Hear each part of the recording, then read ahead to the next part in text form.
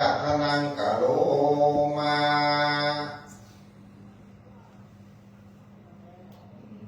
นะโมตัสสะภะคะวะโตอะระหะโตสัมมา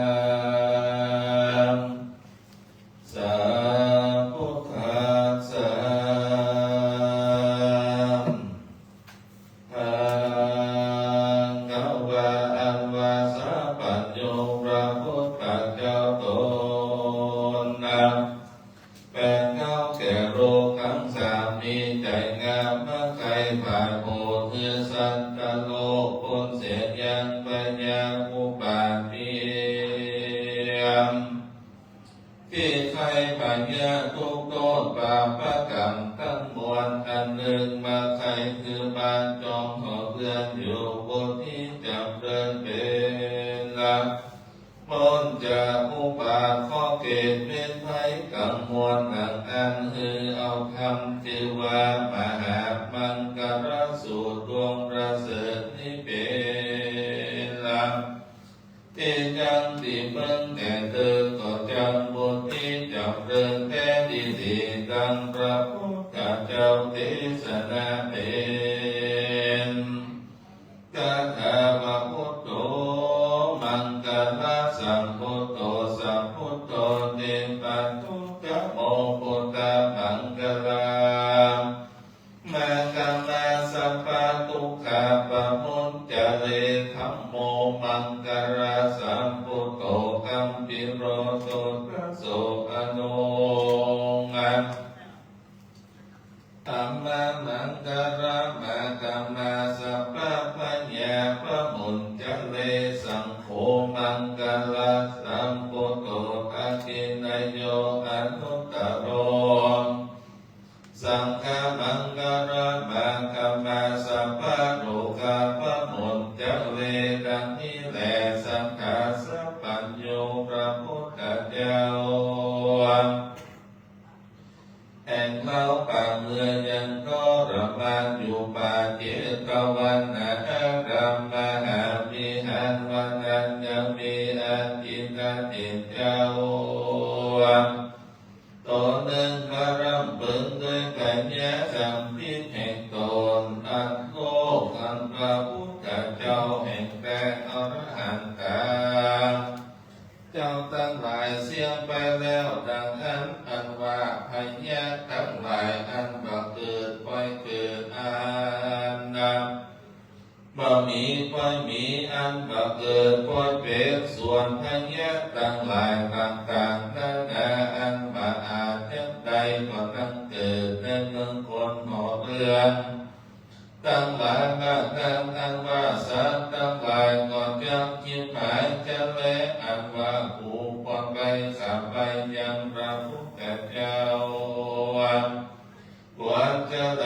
อันหนึ่งหือขันหนึ่งสันติแถวก็มาตัดลงพาผืนดินแถวถือเอายังมีเขากอกไม้ทุกเทียนก็เข้าสู่ปาจิตวันมหาวิหารก็นกน้อมยังกลับไปสักการะพุทธาพระพุทธเจ้าแล้วก็นั่งอยู่ที่กว้างแก่ตนดังนี้แล้วก็ยกมือขึ้นตั้งเหนือหัวหินตนก็กล่าวกับพระตังเตมข้าแต่องค์สัพพัญโยพระพุทธเจ้าบัดนี้ข้าก็มาเล็งหันดูยังสัตว์โลกตาเตือนจากทั้งหลายได้การรับไปแล้วแต่เมื่อพระพุทธเจ้าพระอรหันตเจ้าทั้งหลายนิพพานไปเสียแล้วกันว่าบ้านเมืองจะโอนอากาศมืดมัวจะมีอนตรายมากนักแม้ว่าคนและเทวดาตั้งรักษายังบ้านเมืองหอเรือนและไร่นาเถื่อนทำปู่ดอยตามแม่น้ำโบกกรณีก็ดีอันเทวดาอันรักษายังหิ่งใจก็ดีจะหนีไปสู่ยังลังกาตะวิปนั้นเสียงแลโดยเหตุว่าอาจจะยาม มาจอมภาษาราชธรรม สิบประการเหตุอันนี้ติงติงเตกยังวัตถุเข้าของไอราบ้านเมืองนั้นคงมีเอาด้วยอาจจะยาตั้งแต่ไปยาทั้งหลายจึงบังเกิดตัวโลกคือว่านั่งตายนอนตายปีทั้งหลายมีปีศาจกับปีต่างๆนั้นก็จะมาอาศัยอยู่กินคนทั้งหลายเขาจึงเรียกว่าปีปุญญานั่นแหละปีทั้งหลายลำพงก็มาอาศัยอยู่โดยกำลังงานเพื่อนทำผู้ดอยก็รักต่อคือคนทั้งหลายได้ร่วงป่วยเจ็บเป็นคือได้เสียงไก่เดือหมูก็มีแลปันเต็มข้าแต่สัพพัญญูเจ้าจะมีธรรมอันใดคือเป็นที่พึ่งแก่สัตว์แต่คนทั้งหลายอันจะขอสัพพัญญูพระพุทธเจ้าจงไปโปรดเอาอย่างสัตว์โลกทั้งหลายคือได้พ้นจากข้อเกณฑ์พิษภัยโตต่างๆนานาเพื่อคือเขาได้รักษาศีลเมตตาภาวนาบ่คือได้ไปจิตกรรมสืบต่อก็เพื่อคือสาทั้งหลายสร้างสมบัติว่าคือได้แม่เข้าสู่มหานิรพานแด่เติมนันปาติโรกาจารโตข้าพระพระพุทธเจ้าปราบโลกาตนมีปัญญาใส่สองเตียงเกียงจ้องบริสุทธิ์ในมนุษย์บ่ได้ถ้าแก่ใต้สงกรรมสิบประการมีรัศมีใส่สองคือว่าข่าวเกี่ยวคำแดงบนเรือมาข้าพระตัวที่สาทั้งมวลปารุมมีอเบตีเป็นแทนปันบนจุดจอดรอดภูมิโรคคงกว้างโกรมได้แสงโกรธจักรวาลปัสสัพพัญญูตัญญาตนวิเศษพระกเตเทศนาควาตุราจินตะเด่นโกตถาคตาก็เล็งหัดยังไปแยกทั้งหลายตั้งแต่ในเมื่อเดือนแล้วเมืองเวสาลีก็ประกอบไปด้วยอุบาทอันมากนั้นคือว่านั่งตายนอนตายหลับตายก็ของซึ่งอันเป็นเครื่องดนตรีโลกและเครื่องส่งเสพทั้งมวลก็มีเป่าบ้างตีกันดังมีกองมากนักและเขาจึงอาราธนาโกตาตาตาก็คือสิ่งนั้นเองไปสั่งทหารอันว่ามหาเถรเจ้าไปรอดแล้วพระก็คือเสนามาตั้งมวลลำได้ตกแต่งอย่างเครื่องปูจามีจนว่าเทียมบาทสี่คู่เฟื่องสี่คู่เทียมน้อย12กู้วัตถุ300เตียงลำวงก็แบ่งถามกลางเพียงกันบาหัวลำวนก็อลาตนามยังมหาเถรทั้งสองคือนั่งเหนืออาสนะแล้วปัญญาก็น้อมเกณฑ์ขันเครื่องปูจาเตียนนั้นมหาเถรเจ้าก็สวดทิ้งใหญ่ยังกระดาษบนนี้ว่าโอมาเกกานาโอตหันตังมหาไปยังพุทธังสรณังธัมมังสรณังสังฆังสรณังพุทธสันตังธัมมังสันตังสังฆังสันตังอาสามหาสมฤตทั้งหลายต่างๆนานาพระพุทธเจ้าตนดำรงกูลอันมากมีอำนาจยิ่งกว่าจักรวาลจำมือกูมาครับมือดีไปในวันนี้อย่ามือได้เสียสลอมหาสัพพญาต่างๆนานาอันเพื่อสัพพึงปวดอย่าได้มีในที่นี้จะเป็นที่สัพพัญญูเมตตาและพุทธังสร นังปัสสะธัมมังสรณังปัสสะสังฆังสรณังปัสสะมหาสิปะปิจากุณังปุตตะกุณังกัมมะสังฆังมหังเตจังสรณังสวายหาโอมสิทธิใจหังสัพพะอันโตสุนังกตังสุมังกลังสุเขนะจะมหาจยังธัมมังสรณังปัสสะสังฆังสรณังปัสสะมหาสิปะปิจากุณังพุทธังธัมมังสังฆังมหาเตจังมหาเตจังสิทธิกัมมังสวายาม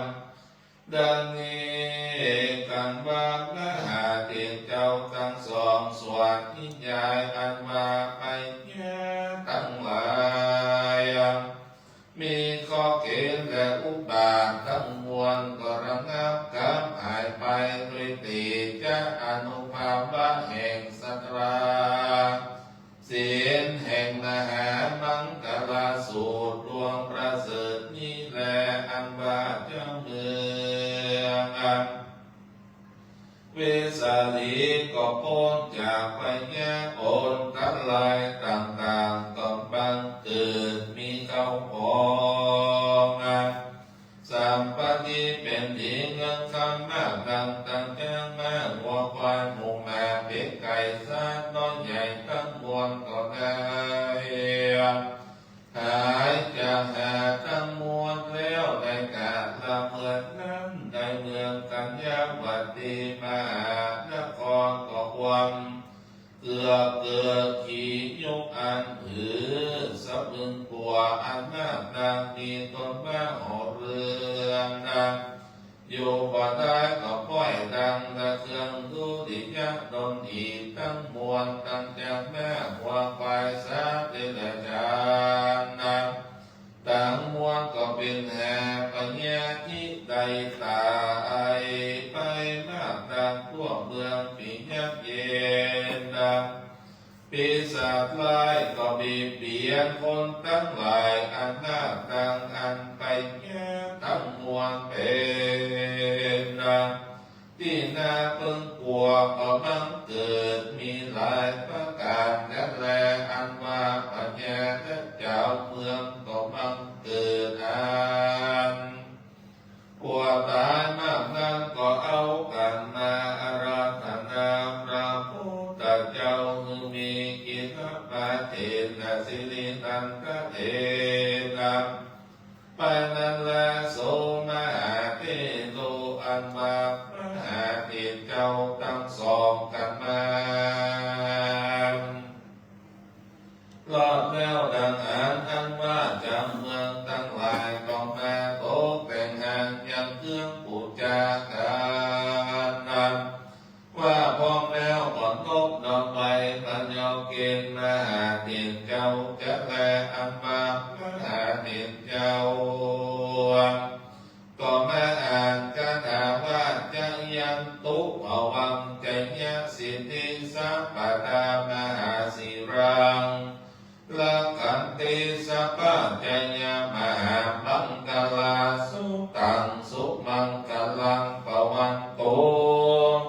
สัพพะเทวตาสัพพะมหาปุญญังสัพพะมหาเทกังสัพพะมหาอนังจยสิทธิวิบังอิติจยคุณังมหาอิสิอานุภาวังอรหันตามหาอานุภาวังมหาพุทธัสสรณังคัจฉามิอิติปิอรหังปัสสะเตปัฏฐาปัสสะเตวะพุทธาปัสสะอุมพันธาปัสสะมหากุมหังปัสสะมหาจตุโรกาปะละราชามหาปัสสะมหาเวปจิตตังสรณังปัสสะสวงหายาโอมสิทธิธัมมังมหาจัตตังสุริย มหาอาคิอาโปวโยมาปัสสนังอิติมหาอินตาสรนังอิติมหาพรหมามหาปัสสังสรนังอิติมหาอานุภาวังอิติมหาอะระหันตานันจะมหาเตจังสรนังอิติมหาปัสสัจจาสรนังอิติมหาสัพพัญโยตัญญานังพุทธังสวังมาเตจังสรนังอิติมหาอิสิปิจาพุนนังสรนังอิติมหาปุมปันดากันตะปะปาตังสรนังอิติมหายมะลาจาอาสุรินตังเวปาจิตตังสรนังอิติมหาสุริยะจัตตังจักวัตตังจักวัตตังสรนังคัจฉามิสวาหายาดังนี้กันว่าพระอาทิตย์เจ้าทั้งสองสวัสดิยายกาตาทั้งมวลภูมิอันดำว่าพยากาเสืออุบาททั้งมวลอันน้อยใหญ่ก็ระงับพ้นทั้งหลายหายไปจากเมืองอัญญาวตีนครบ้านนั้นแลอันว่าผลทั้งมวลก็หายจากอุบาททั้งหลายมีต้นว่าอินตาอุบาทนาลายอุบาทพระมะอุบาททั้งว่าอุบาททั้งมวลนั้นระงับกับหายไปเสียงแลอันมาจากเมืองกัญญาวตีนครก็มันมีเป็นดีโดยสุกติอันนักนักก็โดยตีจะกระถามหามังกรเจ้าดวงประเสริฐอาดับโดราอิจิตาเทศเจ้าจุงแก้เขียนดำเรียนไว้กำโจวราศาสนาสัมมาทิญาเมตตาภาวนาไว้โนภพย้ำจะได้พ้นจากไปแยกทั้งมวลต่างๆนานาการผลอนตรายอันใหญ่อันน้อยจุอันแลบ่เท่าแต่นั้นบุกระอินจายเป็นพยาธิหาหมอยาบ่หายประการหนึ่งบ่อุบาททั้งมวลอันบ่อ่อนเกิดป่วยเกิดอันบ่อ่อนมีป่วยมีดังนั้นจงแต้มเขียนเอายังกรรมบังการังดวงประเสริฐตานไว้คำจูศาสนากุตตะกัปดังอันก็จางปนจากพญาอุบาทขอเกณฑ์เวนโตทั้งหลายต่างๆนานาจุอันจะแลประกาศหนึ่งบุคลนิจายทั้งหลายคงได้ถูกนิพพานสิ้นได้เป็นข้าใจเจ้าปัญญาเสนาอามาเตนะคนใดซื้อดังนั้นก็ดีประกาศหนึ่งแม้ว่าใดทุกต้องโตถูกราชการกรรมเจ้าปัญญาเสนามาถูกร้อยโจรก็ดีจะได้แต้มเขียนผู้จะเอามาหามา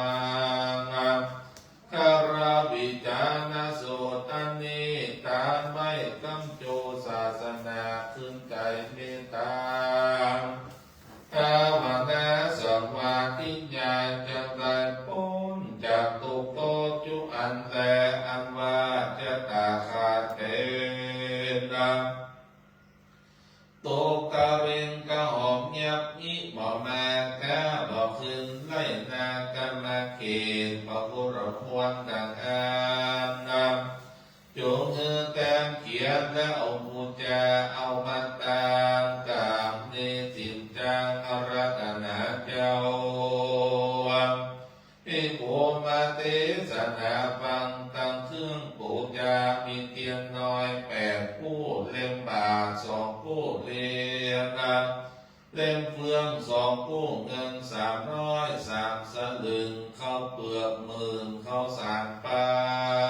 นต้นโกยและต้นอ้อยเตียงก้าคิงสีสายก้าคิงเบียร์1,300หมาก1,300เกณฑ์แก่ท่านผู้เป็นธรรมกถาติกาแล้วอาราธนาเจ้าภิกขุมาเมตตาเทศนาคือฟังตั้งแต่ต้นถึงปลายดังอันจะได้พ้นจากทุกข์โทษทั้งมวล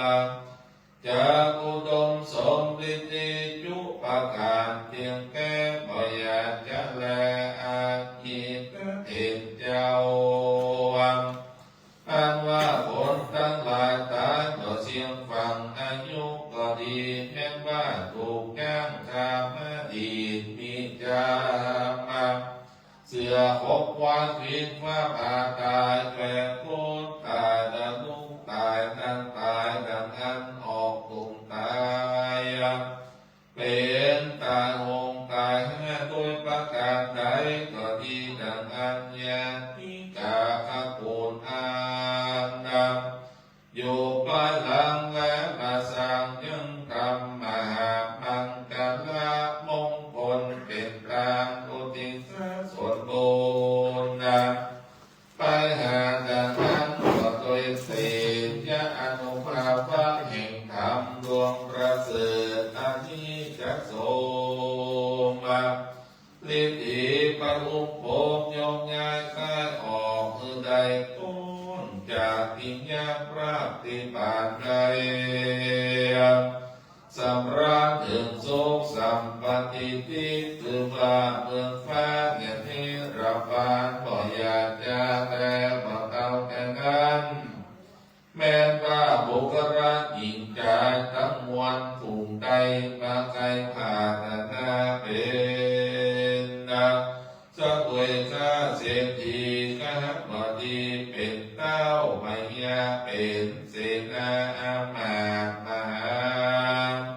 ฤาษีอรหันตาอรหันติปัญจโพธิยักษ์เจ้าสัมมาโพธิญาณ3จำพวกคือว่าปัญญาติกะโพธิญาณปิริญญาติโพธิญาณดวงใดดวงหนึ่งก็ดีมาสร้างเขียนธรรมนามังกราสูตรเจ้า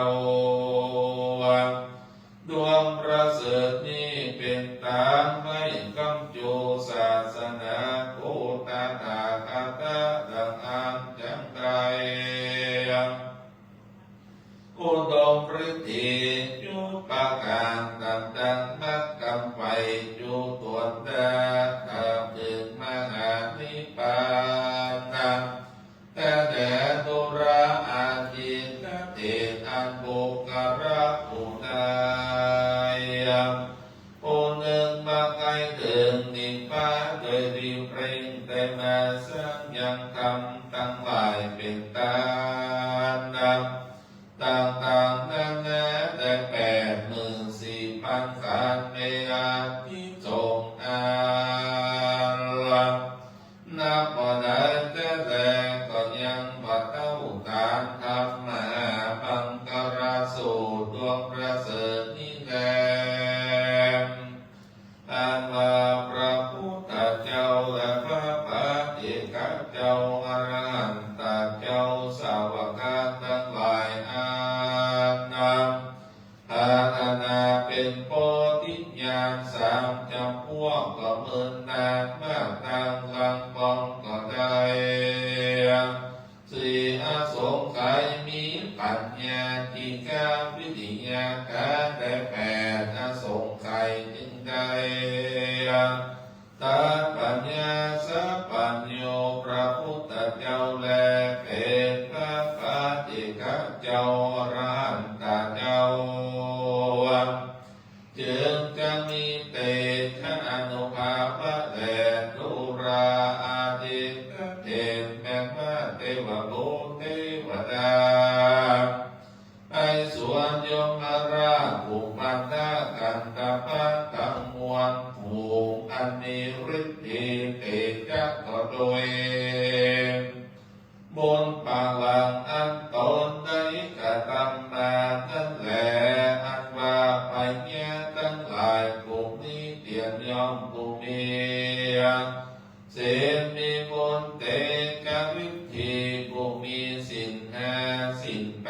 ดสินสิบสินนับ235จะแพ้สิ่งที่แลแม่บุกราผู้ใดต่างๆอันหาสินหาคำบ่ได้ก็บ่อาจจะแพ้อย่างให้ยาคือตั้งหลายตั้งมวลโดยง่ายเหตุดังอันตั้งจุงขึ้นใจจำเรียงแต่เขียนถามไว้กำจูศาสนาแห่งกูตากันก็เพื่อมือใจไว้คือสัตว์โลกตั้งหลายอันพระสงฆ์ผ่านอันนาเอานิพพานเจ้าแลที่นั้นอาทิเด่นก็มีใจอภิรมย์จงเจริญยินดีมากนังก็นบน้อมไปยังพระพุทธเจ้าโดยกระวาคบย้ำกันว่าเอาเฮียนมหามังคลสูตรดวงประเสริฐอันนี้แล้วก็ได้ไปสู่ยังที่อยู่แห่งตนก็มีวันนั้นแลในเมื่อสัมปัญโยพระพุทธเจ้าเทศนายังกามมหามังคลสูตรดวงประเสริฐนี้แก่อาทิตย์เห็นได้เถิดบัวระมวลแล้วอันว่าปัญญาสัตว์ทั้งหลายก็ได้ถึงโสดาสกิตาคาอนาคาอรหันตามรรคปรัตตบุญสมปานไผ่มันอันใดพร้อมยังแม้แต่ก่อนแล้วก็มีวันนั้นแหละปาริปุณนังโอวาทางเนติตังกิญาอันกล่าวแก้ไขยังมหามังคลสูตรดวงประเสริฐระงับดับหายยังสัพพะข้อสัพพะภัยสัพพะจังไรอุปาทกังปนทลายต่างๆดังกล่าวมาเต่านี้ก็บังคมสมเลสาเด สาธุครับวันนี้เชิญวิชยะประเคนการเต้นบทที่4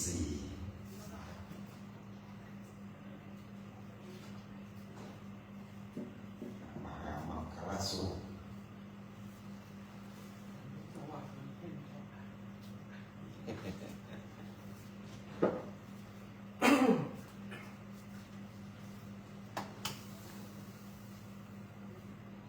แสดงว่าปอดเนาะยะถาวะติวะหาปุราปาริปุเรติสาครังเอวาเมวะอิโตทินังเปตานังอุปกัมปติอิทิตังวัจิตังตุมังคิปะเมวะสัมมิจันโตสัมเอปุเรนโตสังฆปาจันโตปะกาตโสยะถามณิโชติละโสยะถาดีระอัจเจในวันนี้ก็หากเป็นวันดีเป็นวันดีอันวิเศษเห็นว่าเป็นวันมังคลมงคลในโอกาสที่ได้ผูกมัคคสีนาอุโบสถ และตัดฝ่ายลูกนิมิตฉลองเสนาสนะสิ่งก่อสร้างยังพระอุโบสถของโดยสมโภชพระประธานในพระอุโบสถของโดยบังกระมงคลต่างๆมาถึงในที่ทางกระบัดนี้มามีการอุปาสกอุปาสิกาทั้งหลายก็ได้น้อมนำจตุปัจจัยได้ยทานหาปัญญาถวายเป็นตามน้อมนำถวายตามเป็นการทำพระเทศนาขององค์สถาสัพพัญโยพระพุทธเจ้าลงชื่อว่ามหามังกรสูตรเทศนาในบัณฑองขอเดือนพระวาที่นี่เกิดขึ้นเป็นมังกรปักเป่ายังพยะกังวลอุบายต่างๆอันมีข้อเปลี่ยนเวียนไปตะมวลข้อ13นาม15ข้อตกอยู่เบื้องหน้าแต่ตามหลังข้อเมื่อย่างเมื่อเตียวข้อเมื่อเกี้ยวเมื่อกินข้อเมื่อรับเมื่อตื่นข้อเมื่ออยู่เมื่อไปมีลาจะภัยโจรภัยมารถสัพภัยอมนุษย์สัพภัยต่างๆมีอธิอุณหสัตถัญญาที่เป็นต้นขอระงับกำหายกายไปตาไปกับไฟไหลไปกับน้ำน้ำจุกน้ำมีเพียงแต่ดีลีเป็นต้นว่าสัพพะทุกข์สัพพะโศกสัพพะโลกสัพพะภัยสัพพะข้อคือเสนียดจำได้ต่างๆก็ขอระงับกำหายกายไปในทิศการับัดนี้ด้วยตีจะวิปมนเกี่ยวแก่งขององค์สลีสัพพัญโยพระพุทธเจ้าแห่งเราทั้งหลายได้กล่าวเป็นพรอันประเสริฐเอาไว้ว่าจะยักสิทธิทานังราพังโสติปัจยังสุขังวรังสิริอายุจะวันโนจะโภคังพุทธิจะยักสวาสตวัสสะจะอายุจะชีวสิทธิภวันตุเปสัพพิติโยวิวาจะตุสัพพะโลโกมินาสันตุมาเตภวะวันตรโยสุขีติกายุโกภวะอภิวาตนาสีเลสนิจังพุทธาปัจจยิโนจตาโลธรรมาวันติอายุวันโนสุขังภาลังนะครับก็หมู่เฮาเจ้าข้าทั้งหลายนะครับก็ได้ฟังพระธรรมเทศนามีชื่อว่ามหามังคลสูตรภูที่สี่นะครับก็ได้จบลงไปแล้วนะครับบุญกุศลดีสันเจ้าภาพเจ้าศรัทธาได้คืนกินคืนตาในค่ำคืนนี้ก็ขอบุญกุศลนะครับจุ่มปกปักรักษาให้ได้อยู่เย็นเป็นสุขนะครับเป็นอย่างไรช ส่ ว วน นใหญ่ตามหลวงพี่น้องครับก็ ย่อมพันพ้นแล้วล่ะเจ้าหน้า อันนี้จะได้ฟังพระธรรมเทศนาภูที่5ที่ว่าปารามีปัญจังกับปารามีนะครับแห่งผูกเรื่องรองผูกรองสุดท้ายผูกสุดท้ายนี่ก็ทำโลกาภูทินะครับ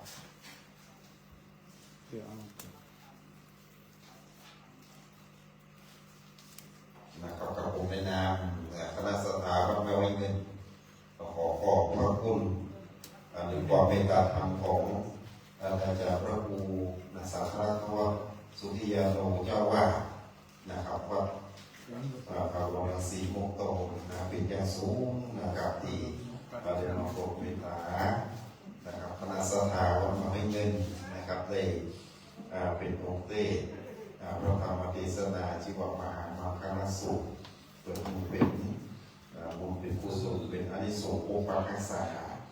ยังบรรดาของแม่พี่น้องศรัทธาจุปูนอยู่องจุใหญ่น้อยจะมีวิไลอยู่เย็นเป็นสุขนะครับตอนนี้ตี2 นาที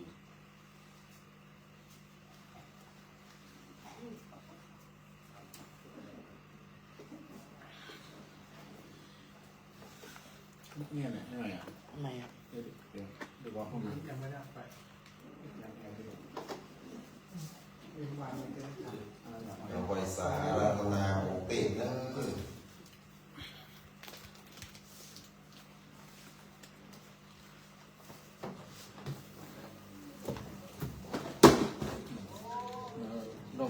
างลมเจ็บว่า ลบป่ะ เอาเลยโอ้ตีน จ้างลมเลยแต่เป็นไฟเขาอย่างว่าจ้างเงี้ยนะ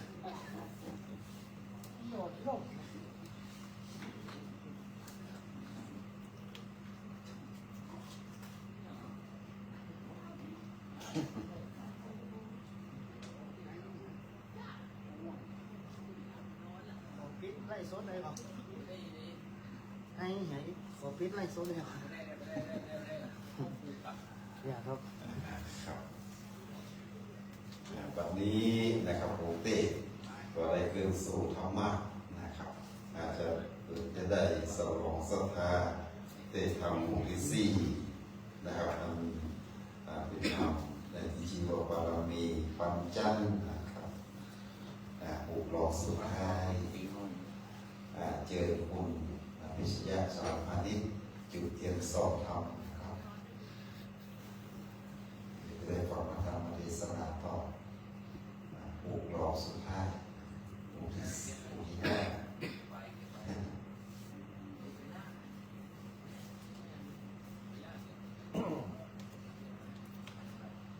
ในป่านังเยนะกะลังรัมมังเยนะกะลาสยังปณิโตตังโนมะกังปุริสิตุงธัมมังธัมมังมุตตมังประยังอาราธนังกะโลมา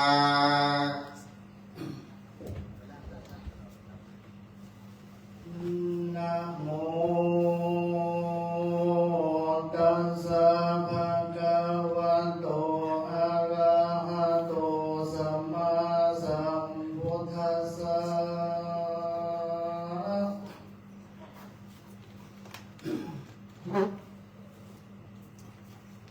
เอวเม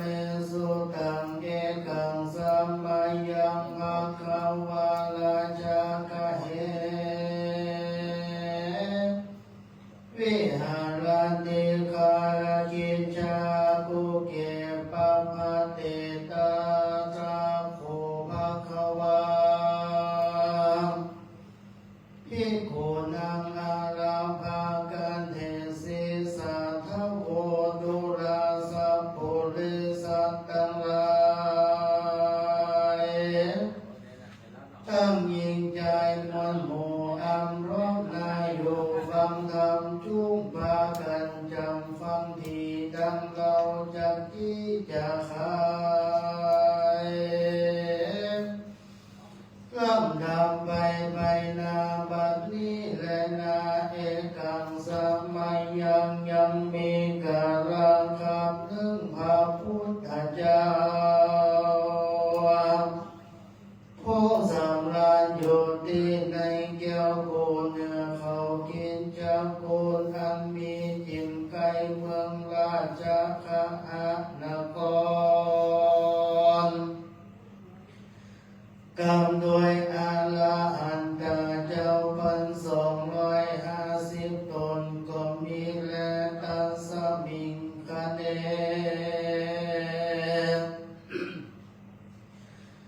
ในกาลนั้นมหาสาลีบนเทนเจ้าก็ยอมือกลมเก่าถามพระพุทธเจ้าว่าพันเตพระกวากาแด่พระพุทธเจ้าอันว่าบารมีปัญจยังมีคุณอันประเสริฐล้ำเลิศแก่สัตตาโลกสงสารดังเลือดยาขออาราธนาพระพุทธเจ้าเทศนาภายโพเพื่อเป็นประโยชน์แก่สันตโลกทั้งหลายไปนาแต่เธออัตถโคภควาอันว่าพระพุทธเจ้ากันว่าอาสาลีปุณเทศเจ้ามากงเการัตนาโคเตสัทธาธรรมดวงประเสริฐภาคก็บังนามีกำลังเกิด เมตตาจิงตังเข้าเตสนา วานามันโทลาตานาตายังตานาบาลมิโยโสภะคะวะอิติปิตานาอุปาบาลมิโยโสภะคะวะอิติปิตานาบาลังอัฏฐปาลมิโยโสภะคะวะอิติปิสิลาปาลมิโยโสภะคะวะอิติปิสิลาอุปปาลมิโยโสภะคะวะอิติปิสิลาปาลมัทธปาลมิโยโสภะคะวะอิติปิเนคขมะปาลมิ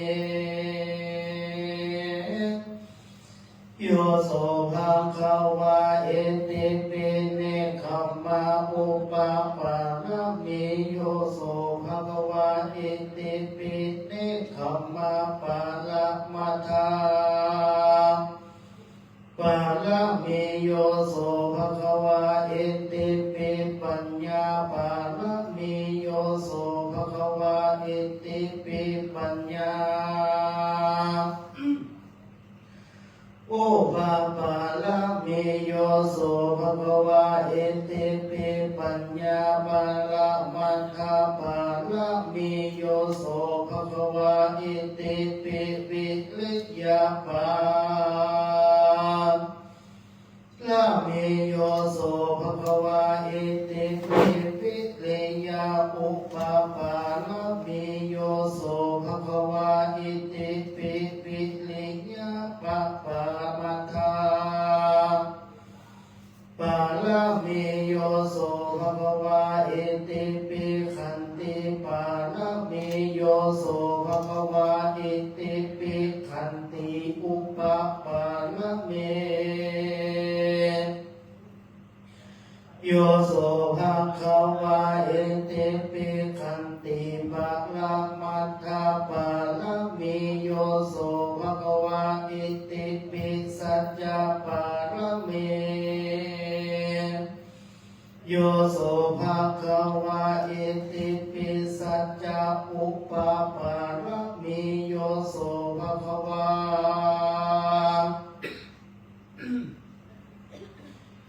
อิติปิสัจจบาลมัทธปาลมิโยโสภะคะวะอิติปิอธิฏฐานะปาลมิโยโสภะคะวะอิติปิอธิฏฐานะอุปปาลมิโยโสภะคะวะอิติปิอธิฏฐานะปาลมัทธาปาลมิโยโสภะคะวะอิติปิเมตตาปาลมิโยโสภะคะวะอิติปิปะเมตตาอุปาปาลมิโยโสภะคะวะอิติปิเมตตาปาลมัทธปาลมิโยโสภะคะวะอิติ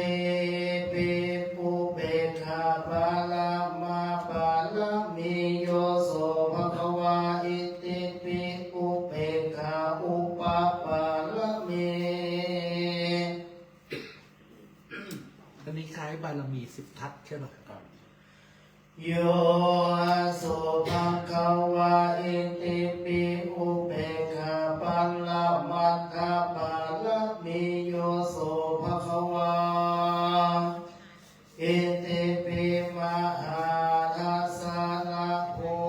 ภะลังภะลาปัญญังปัญญาเตจังสิลังสิลังจักขุนังคุณาอุคิตังอุคตังสัมปันโนโสภะคะวะอิติปิเวทิตาพังเวทิตาพัง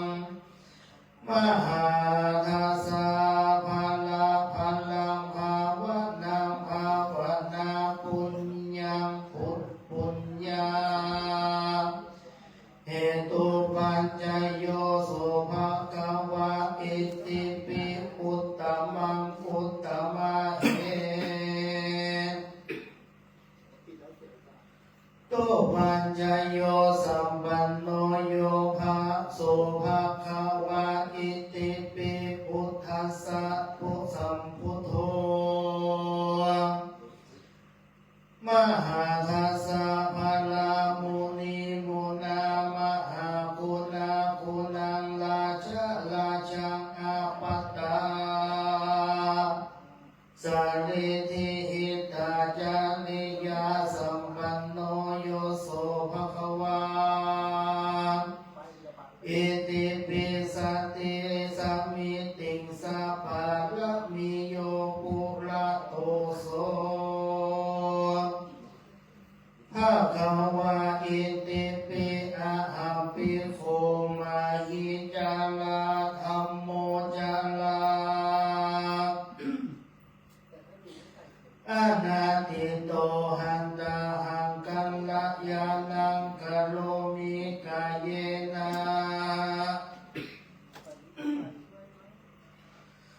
วาจามานัสสติอะหัมปิโคมิพยาติธัมโมพยาติอนาติโตหันตานังหันตาหังกัลลยานังกะโลมิกายเยนะวาจานามัสสติอะหัมปิโคมิมาลานะธัมโมมาลานะอนาติโตหันตาหังกัลลยานังกะโลมิกายเยนะวาจามานัสสติอันวากถาเทวันโตตังสามิจังวะบุคคลาผู้ใดได้จำเริญไปใจใจก็จำได้ เข้าใกล้พระนิพพานเจ้าแต่ดีดียาและนาอธิบายว่าบุคคลาผู้ใดมีสิ่งมันคงดีแล้วหือมันเมตตามือหันเมตตาภาวนาไปอย่าได้ขาดก็จำได้นำเอาตนไปสู่ไตรลักษณ์สามประการคืออันเป็นอนิจจังทุกขังอนัตตาลำพึงตัวยังจะลาพยาธิมรณาวะพยามัจจุราขับไล่เลยข้ามไปใจใจคือตัวเฮานี้ปันแก่ปันเทาจะลาหูตาก็มาเมื่อมัวผมยังหัวก็มางอกเอ็นก็หันไปควายตั้งตาเกี่ยวฟันก็รุดหล่อนออกไป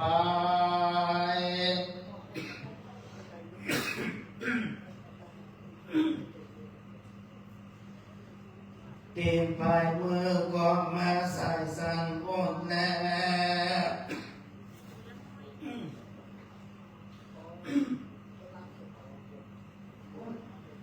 ใจก็มาปั่นเฟื่อนไหวเหตุดังอันพระพุทธเจ้าจริงกล่าวว่าอันนี้ได้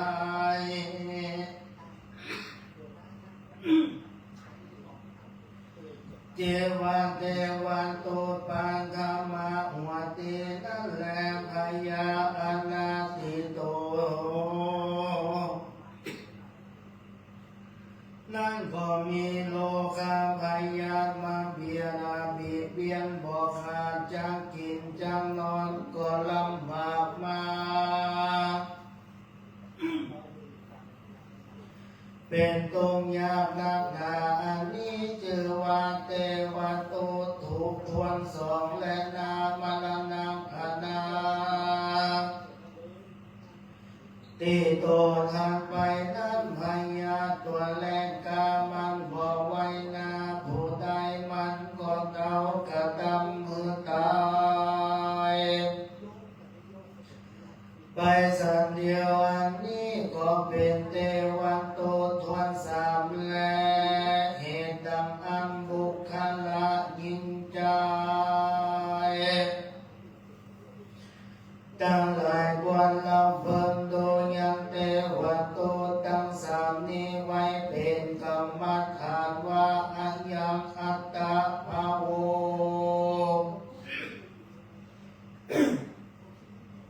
อานิจจังทุกขังอนัตตาอันว่าตนตัวเรานี้ก็บ่มันบ่เที่ยงหูความเหี่ยมไปมาทุกขาก็เป็นทุกขาบ่ขาดอนัตตาก็บ่ใจตัวแห่งเราอาเป็นว่างเปล่าแล้วควรลำนาลำเพิงจำเลิกภาวนาภูมิอาศีมีใจเปลี่ยนในตามธรรมเพื่อได้เกิดตามสมาธิและภาวนาไปใจก็จำได้หูแจ้งขันจริงแจ้งจอดกามรณะจากเมืองคนพญายมตนองค์อาจกว่าจะมาโอกาสจะถามว่าดูลาตั้งยามเมื่ออยู่เมืองคนโลกลายังหูจักเตวะตุตั้งสามเลือจาวะอันกันว่าบุคคลาบุนั้นได้ขัดต่อว่าตัวแห่งข้าก็อาจจำมูจำแล้วยังเตวะตุตั้งสามแล้วแรงงานนั้นพัญญาโยมมีบานก็บอกกล่าวจานรกมันหมู่นำเอาบุคคลาบุนั้นไปสู่จันฟ้าก็จำได้เสวยสัมปติติดเมืองสวรรค์นั่นแลมนุษย์สาอันว่าคุณทั้งหลายผู้บ่รู้จักเตวะตุตั้งสามกันพัญญายมมาลาธรรมดังอันพัญญายมก็จะเงือจากนรกเอาเชือกเล็กมันขาดเอาไปตกในห้องนรกอบายปุณและภิกขเวตุราภิกขุทั้งหลายในยธรรมเตสนาแห่งพระพุทธเจ้าดวงอันประเสริฐนี้ได้ชื่อว่าปาลมีปัญจันอันมีมาในอากัมปีปัญญาปาลมีดวงสามีตัวมีแต่แรงตัวทำดวงประเสริฐนี้อาเป็นประโยชน์จะนาแก่สัตว์โลกสงสารมากนักมีตนว่าบุคลายิ่งใจผู้ใดได้ยินได้ฟังได้สังว่าสวดทิญายก็ดีได้ทันลงจำเชื่อไว้เอาเป็น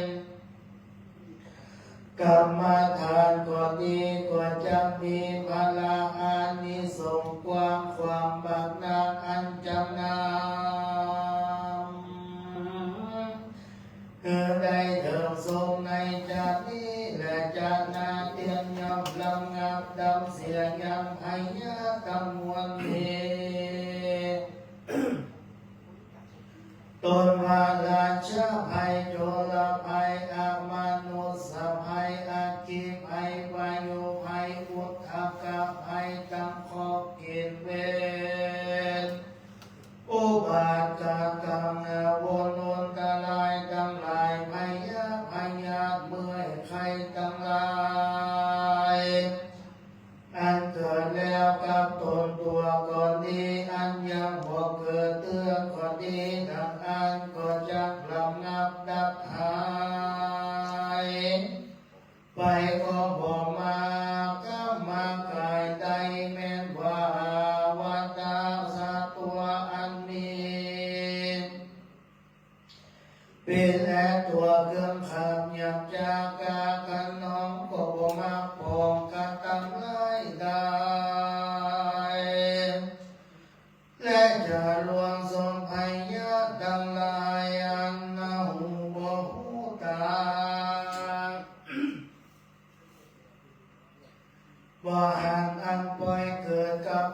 ตัวก่อนจังลำงับดับหายไปกับไฟไหลไปกับน้ำคำว่าจังกำกายเป็นดีเฮือได้จำเริญไปยิ่งกว่าเก่าได้สุขร้อยเต่าปังปูนก็ด้วยเต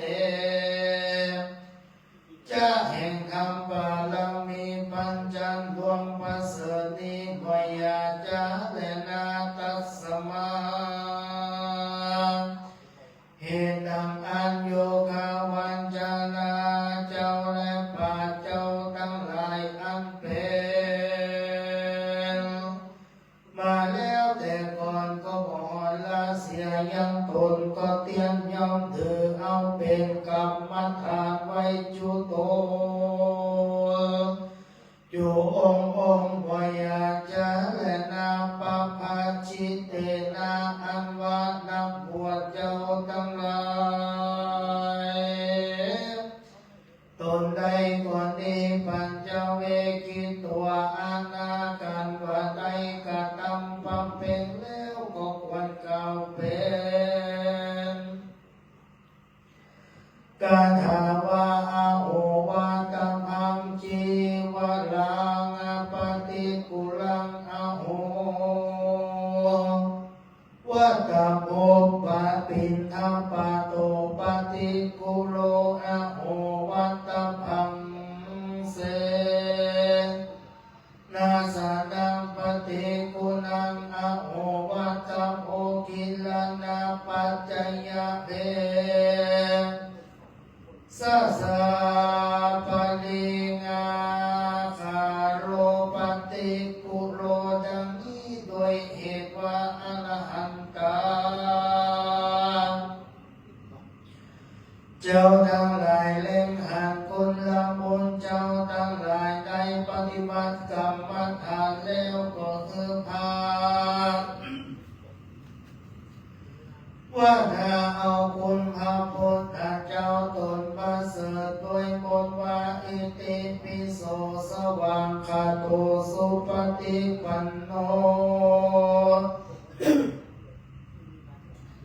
ตั้งแต่ต้นถึงปลายนั้นเกิดแล้วก็ลำเพิงในใจถึงบารมีปัญญาโดยบทว่ากาสนาปารมีโยโสภะคะวาโรสุปลายเป็นดังอันใดกล่าวมาเบื้องต้นนั้นเกิดการบุคลายิ่งใจผู้ใดได้ปฏิบัติดังกล่าวแล้วก็จำบังเกิดพลาอานิสงส์มากนักจังใดพระแปรยังคาศึกษาตูไพมันอุปัตตวกังโวผลทั้งหลายทั้งหลายไปเสียงแลอีด้วยที่มีแต่แลอรหันตาเจ้าทั้งหลายได้แต่งแปลงยังบารมีปัญจไว้กำจูวนาศาสนาอันดับต่อตาหาปัญภาวาสาการบุคลายิ่งใจผู้ใดคงใดในปฏิบัติตามคำสอนแห่งอาริยเจ้าทั้งหลายก็จำได้เอิงยังมัคคะละอะละได้ไปสู่เวียงเกี่ยวเน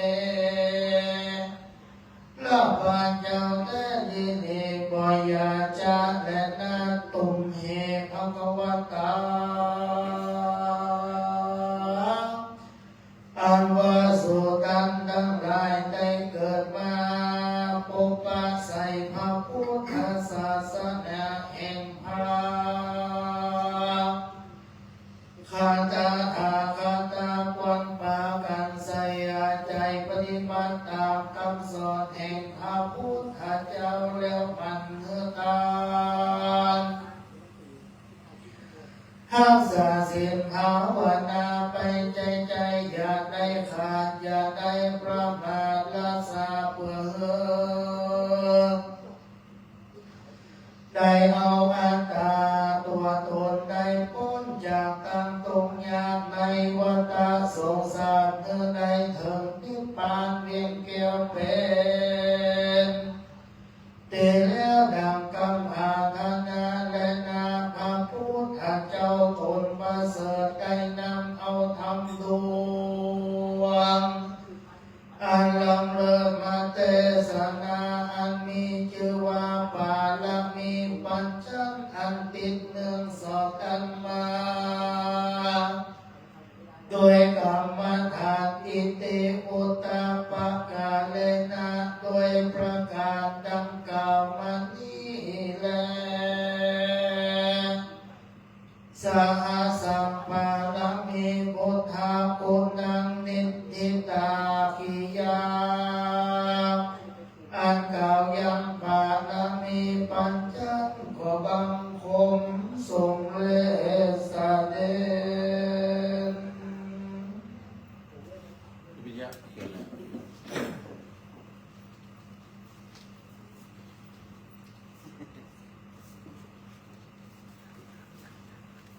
เมาอู่กับคุณไก่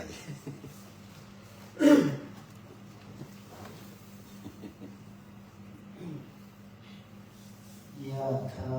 วะลิวะหาปุราปะริปุเรนติสาคลังเอวะเมวะอิโตทินังเปตานังอุปกปปติจิตังปริตังตุมหังคิปะเมวะอนิจจันตุสเปปุเรนตุสังคปาจันโทปนะละโสยะถามณิโชติละโสยะถาอายุวัฏโภธนะวัฏโภสิริวัฏโภยะสาวัฏโภวัฏวัฏโภวัฏวัฏโภสุขวัฏโภวัตุสัพพะทุกขโลกายาเวลาสงกาสัมปุริปัตถวาเมกาอันตรายวิวินัสโตมัสสะโสโตจเตจะสาชยสิทธิธานามยาพังโสทีนักยังสุขังพลังสิริอายุเจ้าวันโมจะโอคังนุปีติสาวาสัตวสาจะอายุจะชีวสิทธิภวันตุเตสพิริโยวิวัชชันตุสัพพะโลกวินัสสตุมาเตภวะวันตรายโยสุขีทีคายุโกภวะอภิวาทนาสีลิสนิจาพุทธาปัจจายิโนจัตตารโลธรรมาวัฏันติอายุวันโนสุขังภาลัง สาธุนะครับก็ได้ฟังพระธรรมเทศนาบุคที่5บารมีปัญจนะครับก็ได้ปริปูนังลงไปแล้วนะครับก็ขอบคุณนะครับในเมตตาธรรมองค์ติที่ได้ขอบคุณเมตตาเป็นนามเป็นธรรมเพื่อเป็นสิริมังคละการพ่อแม่พี่น้องศรัทธาถึงหมู่ถึงเมืองก็ถึงมวลนะครับ